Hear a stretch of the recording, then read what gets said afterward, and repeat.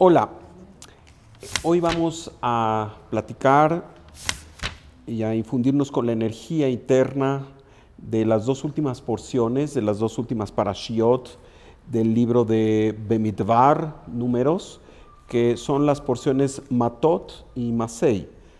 Matot es el plural de la palabra Mate, que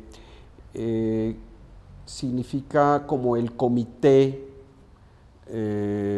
ejecutivo de una empresa, de un grupo. Entonces, realmente aquí se refiere a lo que Moisés habló a los jefes de los comités directivos, es decir, a los presidentes de las tribus, sobre ciertas indicaciones que venían directamente del Creador. En particular, esta primera porción, Matot, viene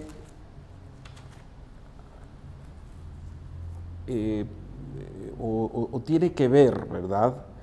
Empieza el contenido de esta porción hablando de promesas y en una forma bastante interesante que pudiera inclusive molestar a aquellos que piensan que la Torá tiene una inclinación machista, porque dice que un hombre que hace una promesa, esta perdura. Pero ¿qué pasa con una mujer, sobre todo una mujer menor?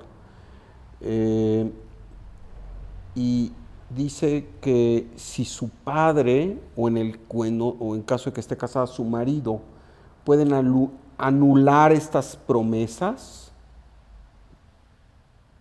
entonces liberan a la mujer de los compromisos. Pero un hombre que hace una promesa no puede liberarse de ningún compromiso. Vuelvo a decir, esto podría, si es que no analizamos con profundidad, causar molestia a quien piensa que la Torá es Shalom sexista, o que hay una preferencia o una prioridad al sector masculino, pero realmente solo es cuando entendemos que la Torá no se refiere realmente a hombres y mujeres, y aunque desde luego entendemos que hay roles diferentes, en términos generales la Torá no hace un distingo, digamos, en cuanto a la energía profunda de quien tiene una postura superior. Desde luego que no, simplemente hablamos de que el hombre representa el principio activo del universo y la mujer representa el aspecto receptivo. Y por ello, cuando hablamos de una promesa, neder, en realidad estamos aquí hablando de asumir la facultad de crear, de adoptar el compromiso de crear. Al pronunciar con intencionalidad, ya hemos creado. El hombre representa al mundo espiritual, al mundo potencial, a la parte activa del cosmos. Y la mujer es el mundo factual, es el aspecto de la vasija, el aspecto receptivo. Cuando se nos dice que el hombre lo que promete prevalece a toda costa, y en la mujer hay la oportunidad de anular ese compromiso o esa promesa, vuelvo a repetir, no es que la Torá, que es vehículo de la manifestación del Creador, quiera decirnos que la mujer es menos importante o que la mujer debe ser patronizada. desde luego por muchos siglos, quizá esta fue la interpretación, una interpretación que no es la interpretación profunda. Como decíamos, en realidad cuando la Torá se refiere a hombres, mujeres y en este caso se refiere en particular a la posibilidad de asumir la facultad de crear al pronunciar una promesa o un compromiso. Y lo que sucede en el mundo potencial, representado por el aspecto masculino, y lo que significa esto en el mundo factual, en el mundo de Malhut, en el mundo en que vivimos. En realidad, quiere decir que en este mundo tenemos la capacidad de reorientar nuestros compromisos. Tenemos la capacidad de reinventarnos. Y es esta la intención profunda de la Torá al decir que una mujer, quizá todavía menor de edad, que hace una promesa y que es escuchada por su padre, o en el caso de una mujer casada que hace una promesa y es escuchada por su marido, ambos, el padre y el marido, pueden anular estos compromisos. En realidad, otra vez estamos hablando de la oportunidad que tenemos todos, hombres y mujeres, de nuestra posibilidad de reorientar nuestros compromisos. Nuestros compromisos van variando de acuerdo a nuestro paso por la vida, ¿no es cierto? No es el mismo compromiso el que tenemos cuando somos menores que cuando asumimos mayores responsabilidades, cuando accedemos a ciertos niveles de conciencia. La verdad es que aquellas personas que tienen la facultad, el mérito, por ejemplo, de acceder a los secretos de la vida a través del entendimiento de secretos cabalistas, por ejemplo, esto tiene un precio. Y el precio es el compromiso. El precio es esa pago que tenemos que hacer por hacernos de mayor luz, hacernos de mayor conciencia. No es gratuito. Cuando accedemos a un nivel de mayor responsabilidad por tener mayor conciencia, justamente tenemos que ejercer esa responsabilidad.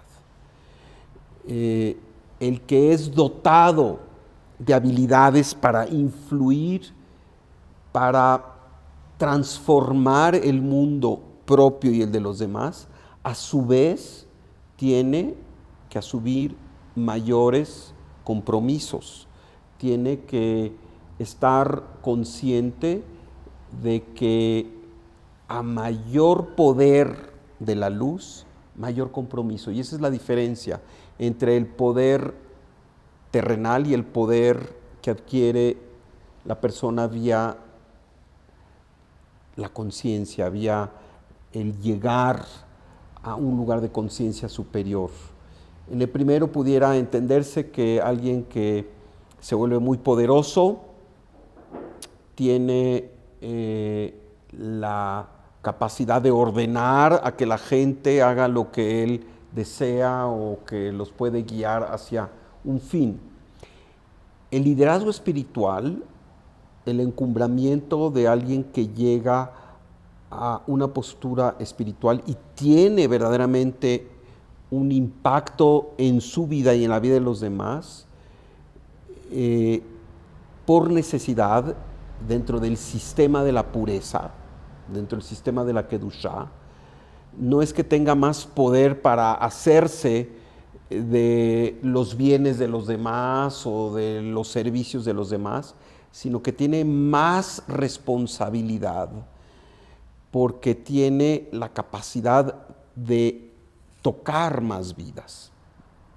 Así que cuando nosotros hacemos una promesa, hacemos un compromiso, asumimos la facultad de crear, porque para eso estamos aquí para crear nuevas realidades, para descorrer las cortinas de la ilusión y del caos. Esto es crear realmente, es manifestar la idea primigenia del Creador, de abundancia, de felicidad, de unidad, de conjunción. Eso es para lo que esencialmente venimos cada uno de nosotros, a revelar la luz del Creador. Y en asumir esta facultad de crear a través de ser canales para manifestar la luz del Creador, en este mundo nos podemos equivocar o podemos en algún momento dado asumir que nuestra responsabilidad es una cuando luego nos damos cuenta que es otra. Ahí es donde entra el significado profundo de que aquello que hemos asumido como responsabilidad para crear en este mundo, aun cuando es importante cuidar lo que prometemos y lo que decimos, podemos y tenemos la capacidad de reorientar nuestra fuerza.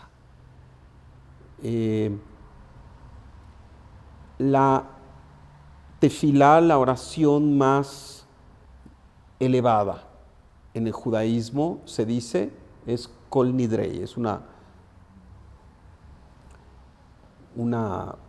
tefilá que ni siquiera es una petición, bueno, es una petición, sí, pero no invoca, por ejemplo, el nombre del Creador. Y sin embargo, lo único que dice es que todas las promesas, en todas sus formas, mandas, compromisos, etcétera, quedan borradas. Esto porque, en realidad, cada vez que nosotros manifestamos una intencionalidad a través de una promesa, el cosmos la registra como un hecho. Para el cosmos no hay diferencia entre la intencionalidad potencial y lo factual, porque el cosmos simplemente es. No hay las formas que tenemos aquí en la Tierra, en donde tenemos algo potencial y algo factual. El cosmos es todo el tiempo potencial y todo el tiempo factual. Hay esta unidad. Y por ello, cuando prometemos algo, queda registrado como factual desde el punto de vista del cosmos. Y cuando no lo cumplimos,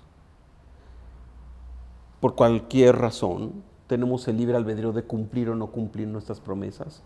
Entonces, ese espacio espiritual que se dejó ahí, esperando que sí hubiese una correspondiente acción en el mundo fáctico, cuando no hay esa acción, ese espacio espiritual se llena de fuerza de juicio y de rigor. Y en cierta forma se convierte en una factura a ser cobrada y teniendo que ser pagada en su momento.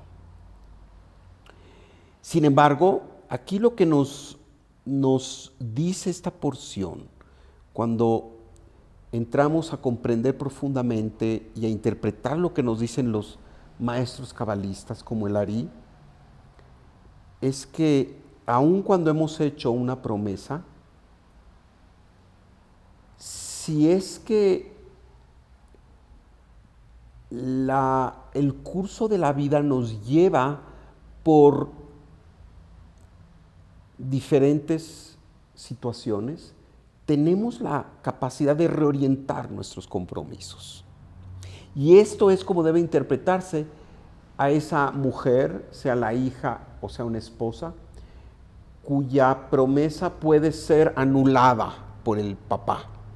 Quiere decir que el aspecto actor de nosotros mismos, si nosotros somos actores y somos receptores también, que nuestro aspecto actor en su momento puede reorientar nuestros compromisos y nuestras promesas. Esto es algo muy liberador, porque muchas veces, sin conciencia, nos comprometemos y decimos que vamos a hacer algo porque esa es la información que teníamos, porque eso es lo que sabíamos, porque hasta ahí habíamos llegado en conciencia y en la información del momento. Pero ¿qué pasa si progresamos en la vida? ¿Qué pasa si nos damos cuenta que no por negligencia, sino porque eso es lo que se esperaba y eso es lo que tocaba, no tomamos en consideración otros aspectos de nuestros compromisos? Así que el mensaje profundo y liberador es de que podemos reorientar nuestros compromisos. Ojo, esto no quiere decir que podemos hablar libremente y decir yo prometo hacer esto y lo otro y no hacerlo simplemente. Estamos hablando de aquellos compromisos y de aquellas promesas que hicimos y que en su momento la vida nos llevó a ver otro tipo de situaciones en donde nos damos cuenta que ese compromiso se quedó corto o simplemente no obedece a la situación actual.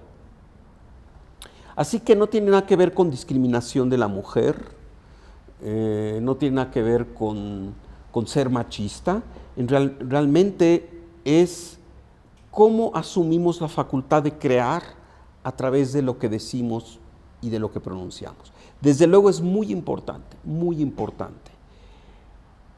que no usemos la palabra para cosas vacías, para quitarnos de momento de alguna situación o molestia y entonces prometemos algo que no vamos a cumplir. Ahí verdaderamente esto no se toma como una reorientación de nuestro compromiso, se toma como una falta.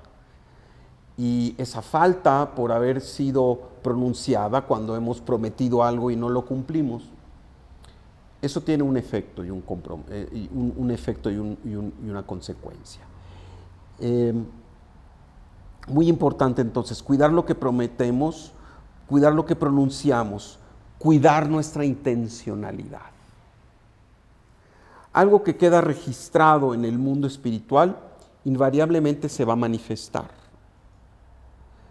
Por ello, tenemos que ser sumamente cuidadosos en estas promesas y entender que cuando nos hemos comprometido a algo y ese compromiso fue sincero, pero no se dio dentro de un contexto en donde teníamos toda la información o donde no habíamos accedido a un cierto nivel de conciencia, podemos reorientarlo. ¿Qué quiere decir? Podemos especificar nuestro compromiso sin por ello caer en una falta de cumplimiento, por así decir, a nivel cósmico. Enseguida, esta porción, después de hablar de este aspecto, habla y dice en estos términos que Israel tiene que llevar a cabo la venganza de Hashem contra Midian. Y entonces hay esta guerra contra Midian, de la cual salen triunfadores. Y otra vez, a un lado lo histórico, que es desde luego muy interesante, que tiene que ver esto con nuestra vida hoy. Y sabemos que Midian representa la falsedad, la equivocación de nuestra intencionalidad, otra vez. Por ejemplo, se habla de que Yitro, el suegro de Moisés, este ser que hizo un cambio de 180 grados, era el Cohen de Midian, era el sacerdote de Midian. Era este ser que abrazaba la falsedad, la equivocación, la idolatría, pero cuando se reinventó y renació a la conciencia, Yitro cambió. Y entonces ya no se puede decir que es Cohen Midian. Midian entonces es este nivel de conciencia que representa lo equivocado, lo falso, los apegos y el deseo de control del mundo físico como fin último de nuestra existencia. La guerra contra Midian es entonces la guerra de la conciencia robótica y la conciencia divina. ¿Quién gana? todo depende de nosotros. La conciencia robótica es la que nos lleva al sufrimiento, a los apegos, a la continua depresión o angustia, ¿verdad? Cuando estamos vueltos hacia el pasado, cuando estamos vueltos hacia el presente, sin vivir plenamente nuestra capacidad de crear, cuando estamos, vueltos al futuro, sin tener la capacidad de crear en el presente. De esto se trata. Midian entonces es la posibilidad de caer en el caos, si es que realmente nos descuidamos en nuestra conciencia. Nosotros podemos escoger caer en el caos o imponerle orden a nuestra vida, imponerle la visión divina. El caos, desde luego, tiene que ver con estos aspectos de atraer la luz en forma egoísta, mientras que poner orden es atraer la luz y saber que esa luz está con nosotros porque tenemos una responsabilidad con el otro, estamos de servicio. Cuando somos fieles a nuestra intencionalidad superior, ganamos la guerra contra Midian. Así que entonces esta porción habla de esta fuerza, de asumir la facultad de crear, de cuidar aquello que decimos, porque con nuestra intencionalidad y con nuestras palabras creamos realidades. Y estas realidades pueden ser caóticas, pueden ser dolorosas, pueden ser desastrosas, destructivas, o pueden ser del verdadero triunfo, del triunfo contra Midian, cuando somos fieles a nuestra intencionalidad superior, cuando sabemos que venimos a ser felices a través de hacer feliz a los demás. Y esto está ligado desde luego con la siguiente porción, que generalmente se leen en conjunto, Matot Masei.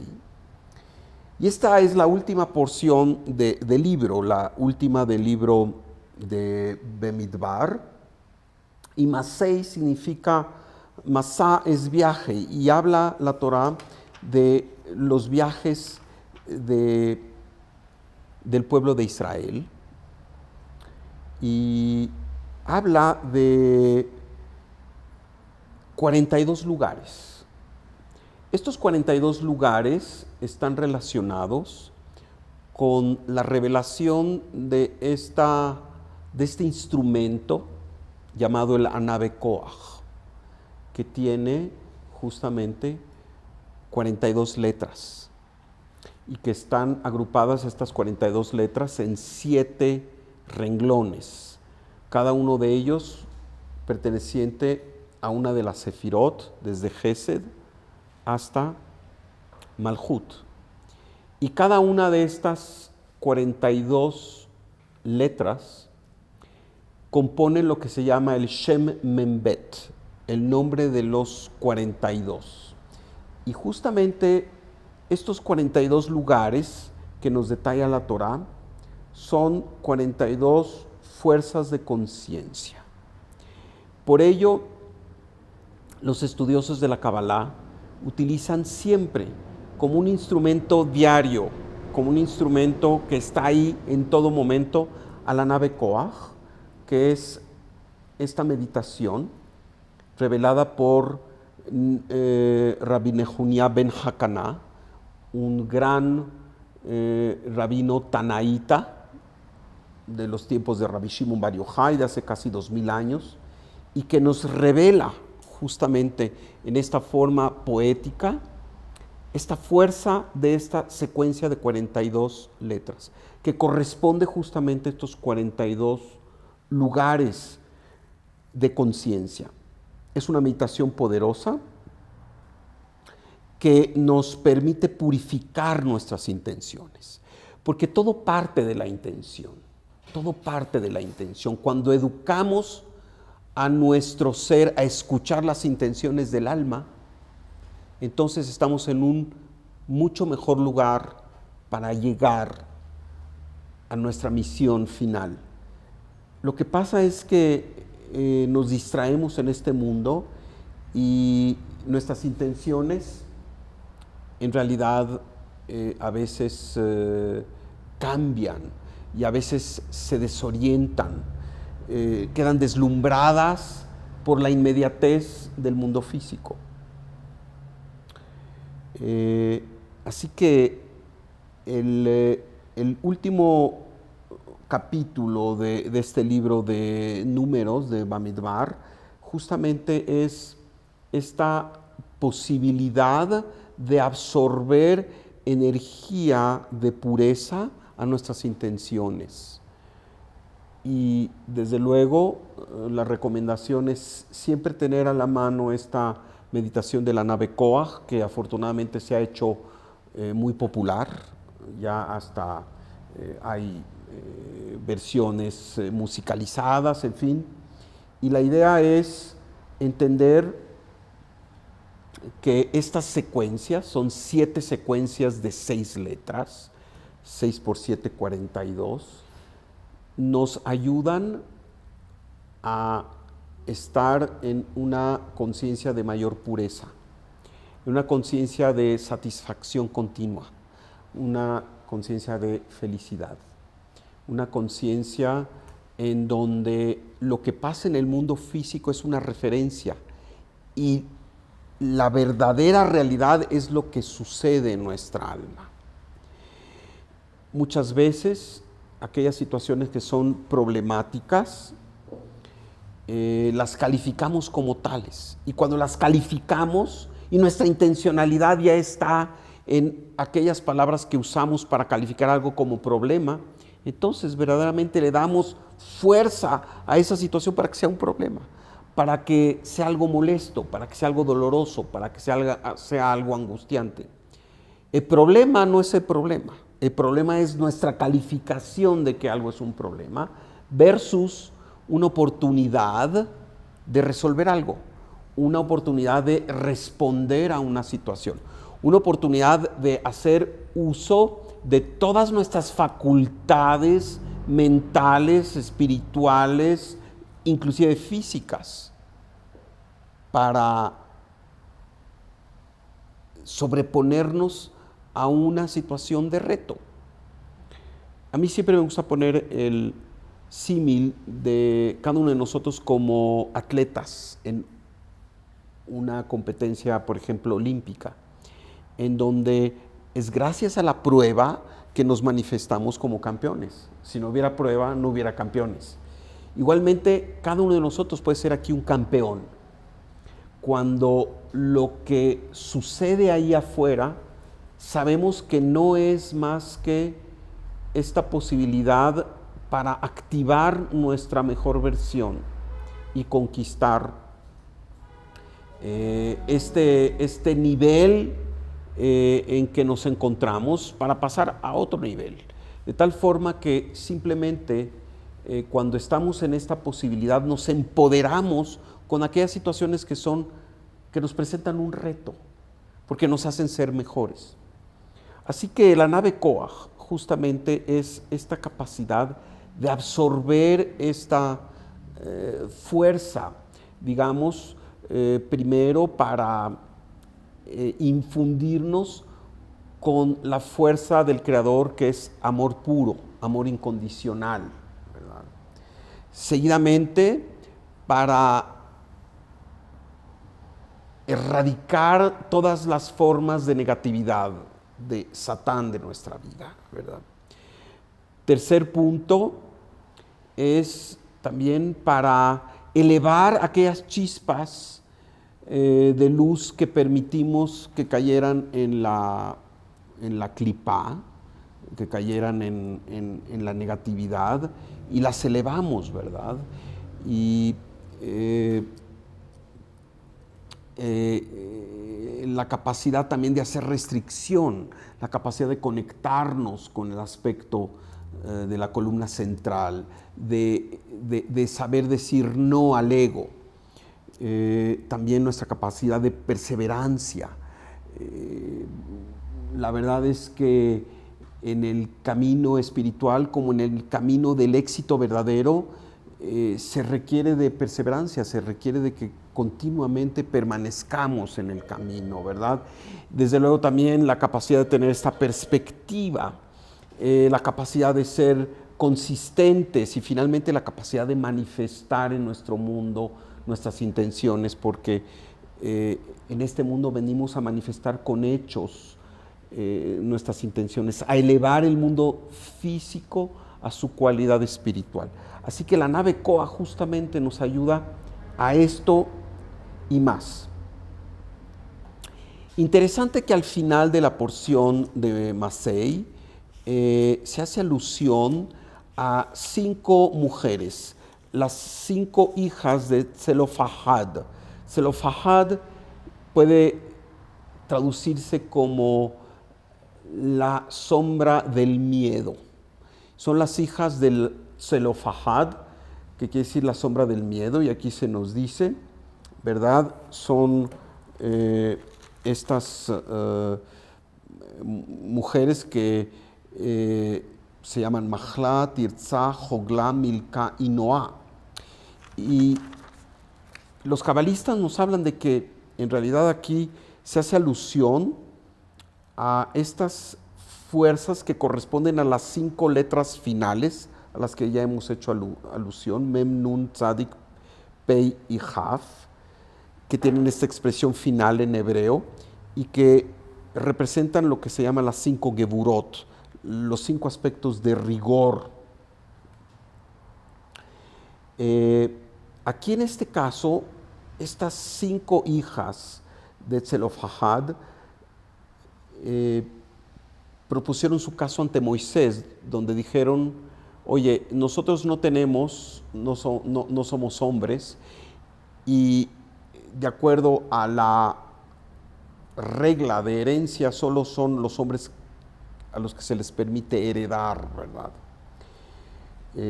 Y nosotros pues nos quedaríamos sin herencia.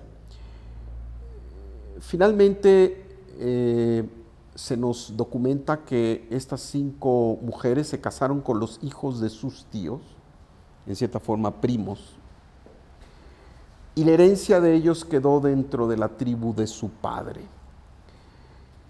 Y así dice, estos son los preceptos que ordenara Hashem a los israelitas en las planicies de Moab, y ahí termina.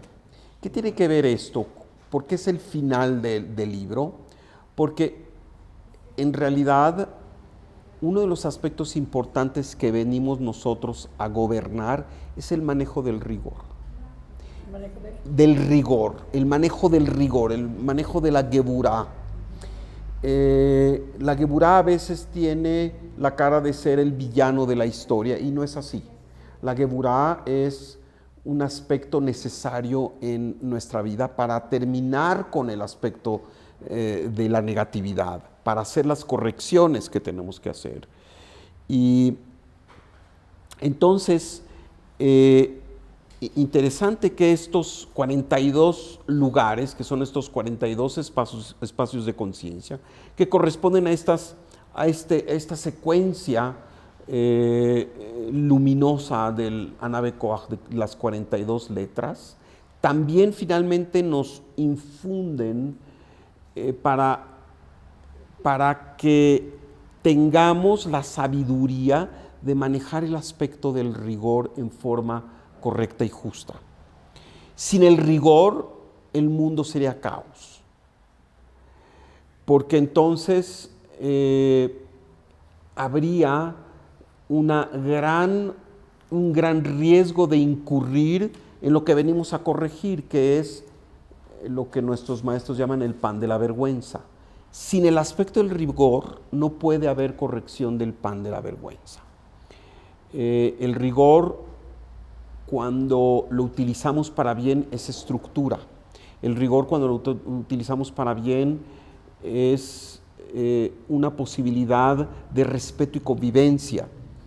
El rigor, cuando lo utilizamos para bien, inclusive aplicados a nosotros mismos, es disciplina y es la posibilidad de una vida virtuosa. Por ejemplo, si no ponemos rigor en lo que comemos, si no ponemos rigor en lo que decimos, si no ponemos rigor en nuestras acciones frente a los demás. Entonces, es fácil que caigamos demos apertura a fuerzas caóticas, fuerzas negativas. Así que estos 42 espacios espirituales de conciencia correspondientes a los 42 lugares en donde se estacionó el pueblo de Israel desde su salida de Egipto hasta la llegada a Israel, también debe de incorporar en este mundo físico el aspecto virtuoso de la Geburah. Y esto es justamente lo que la Torah nos infunde cuando nos narra este tema de las hijas de Tzelofahad.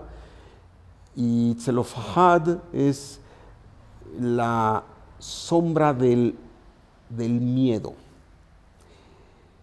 El miedo sabemos que es esta fuerza paralizante que nos impide llegar a donde tenemos que llegar.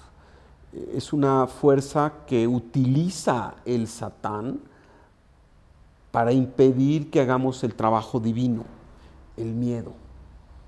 Así que justamente esta porción, al hablar de las hijas de Tzelofahad, nos inocula y nos llena de la fuerza contraria al miedo, que puede componerse de dos aspectos: la fuerza del amor y la fuerza de la certeza.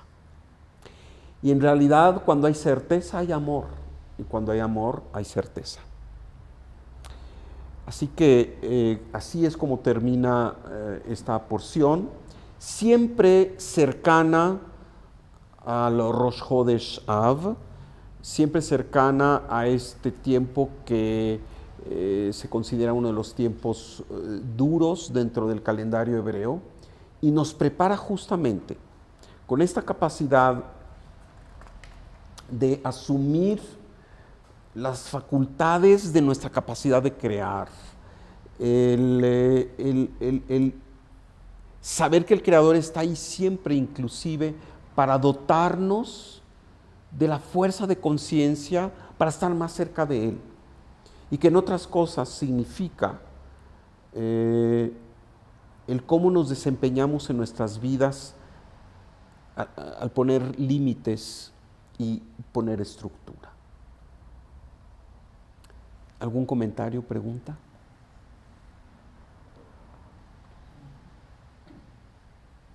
O sea, ¿cómo usamos el Anabe Koach para meditar?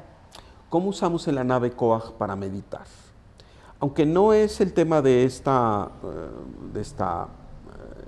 sesión, podemos decir que